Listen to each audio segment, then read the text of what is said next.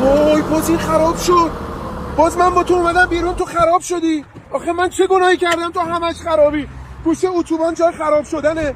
لعنتی ریدم تو اون کاپوتت. منم ریدم تو اون صورتت با این ماشین نگه داشتنه.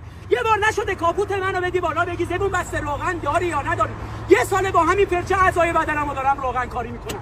ایوه الناس این وضعیت پیستون منه، اینم وضعیت سوپاپ منه، اینم وضعیت آقا قبوله میشینی میگی موتور این ماشین آچار نخورده. تو آچار دادی ما نخوردیم. انقدر خرابم یه جعبه بوکسو با آچار جزجزش یه جا قورت میدم. فقط بلدی بری دور دور توی اندرزگور تا کاپ بزنی. بیا ببین من به اگزوزمون جر خورده. بده این کاپوت 20 صاحب پایین بریم گاراژ مجید ببینم چه باشه آلون گاز بده ها. باز خدا رو شکر جای خوبی خراب شدیم، نزدیک تعمیرگاه مجیدی.